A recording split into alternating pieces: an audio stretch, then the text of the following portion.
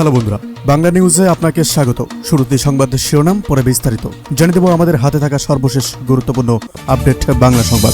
এদিকে আপডেট পাওয়া যাচ্ছে, নির্বাচন শুধু প্রলম্বিত নয়, বানচাল করতেও নাকি ষড়যন্ত্র চলছে, জানালো ইমরান সালেহ প্রিন্স।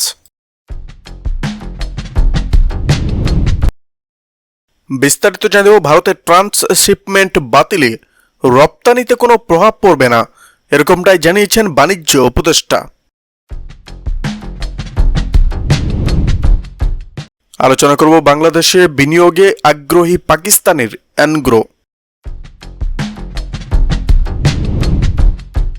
এদিকে বিস্তারিত জানিয়ে দেব, মুক্তিকামী জনতা ভারতীয় আধিপত্যবাদ মেনে নেবে না, জানালো আমান আজমি। বিস্তারিত জানিয়ে দেব, গণহত্যার বিচার ও সংস্কার ছাড়া জাতি নির্বাচন মানবে না, এরকমই জানালো জামায়াতের আমির। সর্বশেষ আপডেট পাওয়া যাচ্ছে, ঘুম থেকে উঠে হাসিনার মুখ না দেখাতেই নাকি বড় শান্তি, জানালো ব্যারিস্টার ফুয়াদ।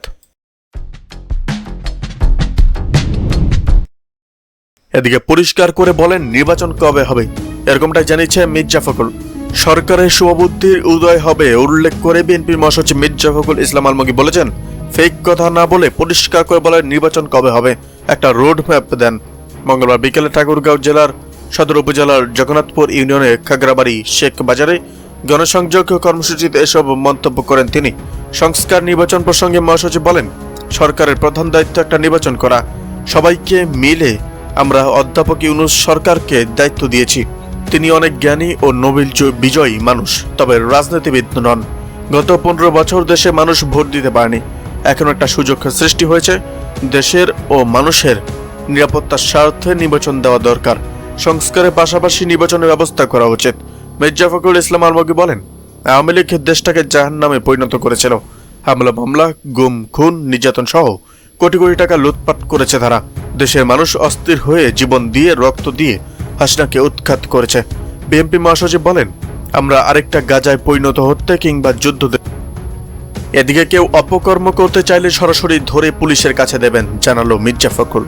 বিএনপির কোনো নেতাকর্মী অপকর্ম করলে তাদের ধরে পুলিশের দেওয়ার নির্দেশ দিয়েছেন দলটির মহাসচিব মির্জা ফখরুল ইসলাম আলমগীর।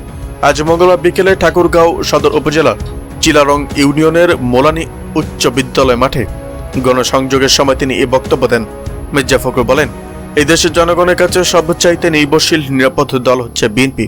বিএনপিকে নিয়েই দেশে মানুষ আগামী সরকার গঠন করতে চায়।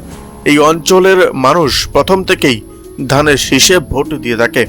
আপনারা যেন আওয়ামী লীগের মতো অন্যায় না করেন, অন্যায় করলে মানুষ ক্ষমা করবে না। আওয়ামী লীগকে যেভাবে ছুড়ে দিয়েছে আপনাদেরও সেভাবে ছুড়ে দেবে, অন্যায় যেন কেউ না করেন সেটা খেয়াল রাখবেন। নেতাদের উদ্দেশ্যে বিএনপি মহাসচিব বলেন, নিজেরা অত্যন্ত শক্তি নিয়ে আপনারা অপকর্মগুলো বন্ধ করার চেষ্টা করবেন। কেউ যদি করতে চায় তবে আমাদের জেলার নেতাদের বলবেন, না হয় সরাসরি ধরে পুলিশের কাছে দেবেন। আয়নাঘর প্রসঙ্গে মির্জা ফখরুল বলেন, আপনারা কি আয়নাঘরের কথা শুনেছেন?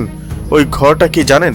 যাদের ওরা অর্থাৎ আওয়ামী লীগ মনে করেছে সরকারের জন্য ভালো না, সে সমস্যা করতে পারে, তাকে পুলিশে পাঠিয়ে তুলে নিয়ে গেছে। তুলে নিয়ে গুম, খবর নিয়ে আর এমন অসংখ্য ঘটনা। আমরা তো এমন ঘটনায় হিসাব করেছিলাম 800 থেকে 900 বের হবে। পরে হাসিনা পালানোর পর জাতিসংঘ থেকে টিম আসলো, তারা বললেন আয়নাঘরে 1700 মানুষকে আটকে রাখা হয়েছিল। এদিকে দলগুলো সমর্থন না পেলে সব উদ্যোগ নিষ্ফল হবে, জানালো সিসি। ত্রয়োদশ জাতীয় সংসদের নির্বাচনে প্রবাসীদের ভোট গ্রহণে ছোট পরিসরে হলেও পোস্টাল ব্যালট, অনলাইন ভোটিং ও প্রক্সি ভোটিং এর যে কোনো পদ্ধতি চালু করার বিষয়ে উদ্যোগী বর্তমান নির্বাচন কমিশন অর্থাৎ ইসি। এক্ষেত্রে রাজনৈতিক দলসহ সব অংশীজনের সমর্থন চেয়ে প্রধান নির্বাচন কমিশনার অর্থাৎ সিসি এএমএম নাসির উদ্দিন বলেছেন, দলগুলো সমর্থন না পেলে ইসির সব ধরনের উদ্যোগ নিষ্ফল হবে। মঙ্গলবার আগারগাঁওয়ের নির্বাচন ভবনে অংশীজনের সঙ্গে আয়োজিত সেমিনারের উদ্বোধনী বক্তব্যে কথা বলেন তিনি। এই সেমিনারে বিএনপি, জামায়াত, এনসিপি সহ অন্তত 21টি দলের প্রতিনিধি সেমিনারে অংশ নিয়েছেন। সেমিনারে সিসি বলেন, আপনাদের উপস্থিতিতে আমরা মনে করি নির্বাচন কমিশনের সব ধরনের কাজে আপনাদের সমর্থনের পরিচয়। এ সময় দল, গণমাধ্যম সহ সবার আগ্রহ ও সমর্থনের কথা তুলে ধরেন সিসি। তিনি বলেন, আমরা যখন দায়িত্ব নেই প্রথম থেকে প্রবাসী বাংলাদেশিদের ভোটিং আগামী নির্বাচনে চালু করার বিষয়ে উদ্যোগী হই। আমরাও ওয়াদাবস্ত প্রবাসীদের ভোটের বিষয়ে প্রধান উপদেষ্টাও জাতির কাছে একই ওয়াদা করেছেন। তিনি জানান, প্রবাসীরা বরাবরই তাদের ভোটের ব্যবস্থা করার দাবি জানিয়ে এসেছেন। গণমাধ্যমে লেখালেখি দেখি রাজনৈতিক নেতারাও একই বিষয়ে স্বেচ্ছার। আমরা প্রথম থেকে এই বিষয় নিয়ে কাজ করছি। একটি সঠিক অপশন থেকে বের করার চেষ্টাও করা হচ্ছে। দেশের আর্থ সামাজিক রাজনৈতিক বাস্তবতা, লেভেল অব এডুকেশন সব মিলিয়ে একটা সিদ্ধান্ত নিতে হয় উল্লেখ করে সিসি বলেন, আমাদের বিশেষজ্ঞরা কয়েক মাস ধরে অক্লান্ত পরিশ্রম করছেন, কিছু সাজেশন দিয়েছেন। আমাদের সময়ের স্বল্পতা ও সীমাবদ্ধতার মধ্যে আপনাদের সঙ্গে আলোচনা করে আমরা কি করেছি তা তুলে ধরা হচ্ছে। এদিকে অন্তর্বর্তী সরকারের অধীনে স্থানীয় নির্বাচন চায় জামাত। জামাতে ইসলামের সহকারী সেক্রেটারি জেনারেল হামিদুর রহমান আজাদ বলেছেন, অন্তর্বর্তীকালীন সরকারের অধীনে স্থানীয় নির্বাচন ও সংস্কার শেষ করে জাতীয় নির্বাচন করতে হবে। মঙ্গলবার দুপুরে রাজধানী গুলশানে একটি হোটেলে গভর্নেন্স অ্যাডভোকেসি ফোরামের আয়োজনে রাজনৈতিক দলগুলোর সঙ্গে মত বিনিময় সভায় এই কথা বলেন তিনি। সভায় বিভিন্ন দলের প্রতিনিধিরা উপস্থিত ছিলেন। হামিদুর রহমান আজাদ বলেন, নির্বাচন ব্যবস্থা ছাড়া গণতান্ত্রিক প্রক্রিয়া সম্পন্ন হয়ে উঠতে পারে না। আবার এটাও একমাত্র সমাধান নয়, এর সঙ্গে অনেক কিছু যুক্ত রয়েছে। সাবেক এর সংসদ সদস্য ডক্টর AHM হামিদুর রহমান আজাদ আরও বলেন, ইউএনও এবং জেলা প্রশাসককে স্যার বলা উচিত নয়, বরং তাদের উচিত জনগণকে স্যার বলা।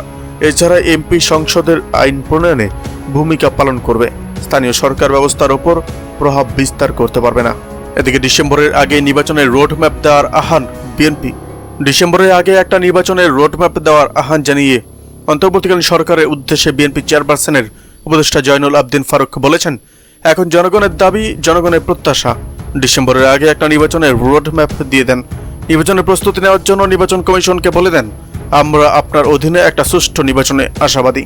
বৃহস্পতিবার জাতীয় প্রেস ক্লাবের তাফাজ্জল হোসেন মানিক মিয়া হলে বাংলাদেশ ক্রাইম রিপোর্টস কাউন্সিল অর্থাৎ BRC কর্তৃক স্থিতিশীল দেশ বিনির্মাণে চাই দ্রুত জাতীয় নির্বাচন শীর্ষক আলোচনা সভায় তিনি এসব কথা বলেন। জয়নুল আবদিন ফারুক বলেন, সবাই যখন ডক্টর ইউনূসের কাছে যান তখন তিনি অর্থাৎ ডক্টর ইউনূস বলেন, কি সাহস পাই আপনাদেরকে সাথে পেলে। সেই সম্মান ও সাহস আমরা আপনাকে দিচ্ছি। সেই সাহসকে যদি আপনারা সাহসের সঙ্গে মোকাবেলা না করেন, নির্বাচন বিলম্বিত করেন, তাহলে এর দায়িত্ব আপনার উপরে পড়বে। আমরা নির্বাচন এর জন্য বলি যে আগে একটা স্থিতিশীল সরকার সংসদে বসতে দেন, তারাই মূল দায়িত্ব পালন করবে, কোনটা সংস্কার হবে কোনটা হবে না। ফারুক বলেন, আমি ভয় পেয়েছিলাম 6 তারিখ অর্থাৎ 6 আগস্ট থেকে কি যেন হয়। আমি আমার নির্বাচনী এলাকায় চলে গিয়েছিলাম, কিন্তু একটা আওয়ামী লীগের কর্মীর গায়ের ওপর হাত উঠাতে দিই নেই তারেক রহমান। এত অত্যাচার পরেও নেতা নির্দেশ দিয়েছে সরকার পরিবর্তন হবে, আইনের আওতায় আনা হবে, বিচারের আওতায় আনা হবে। গলায় ছুরি দেওয়া আমাদের দায়িত্ব না। দেখুন, সারা বাংলাদেশে বিএনপির হাতে আওয়ামী লীগের কোনো কর্মী মারা গেছে। তাই তারেক রহমানের এখন যে নেতৃত্ব, এই নেতৃত্বকেই দেশে না